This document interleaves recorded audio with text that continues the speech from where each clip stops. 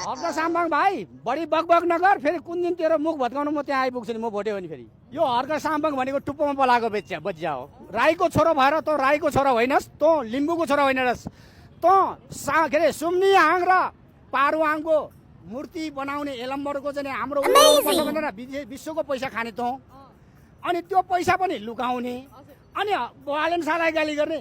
तँलाई म भन्छु पहिला त्यहाँ सुम्नी आङ र पारुआङको फोटो मूर्ति बनाउँछस् भने असन होइन, हाम्रो काठमाडौँको मुटु इन्द्रचोकमा आकाश भैरवको दर्शन गर्न आइज पहिला मसँग भेट।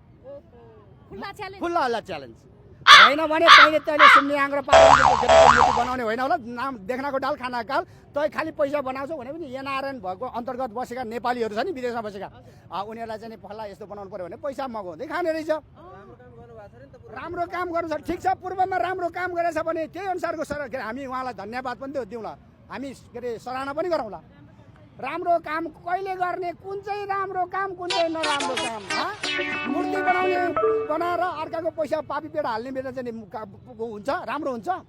कसैको 2 रुपियाँ नखाइकन स्वच्छ तटस्थ भएर एकदम क्रियाशील दृष्टिकोणबाट आफ्नो भावनाले पनि कसैको 2 रुपियाँ नखाउँ भन्ने ठ्याक्कै अहिले भनिदिनुहोस् हर्क साम्बाङजीलाई के भन्न चाहनुहुन्छ? हर्क साम्बाङ भाइ बढी बकबक नगर, फेरि कुन दिन तेरो मुख भत्काउन म त्यहाँ आइपुग्छु नि, म भोट्यो भने फेरि। म हिमालमा बस्ने भोटे होइन, म यो काछाडभन्दा यो डाँडा बस्ने भोटे हो।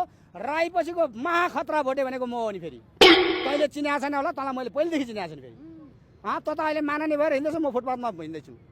त्यस कारण यो पनि च्यालेन्ज चुनिँदै दिन्छु हर्क साम्बाङलाई।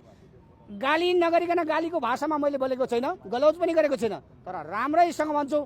तिमी यदि राम्रो मान्छे हो भने तिमीले गर्नु खोजेको क्रिया धरान धनकुटालाई उज्यालो समृद्ध तुल्याएर देखाऊ। तिमी हामी समृद्धशाली भएर हिँड न, भइगयो नि।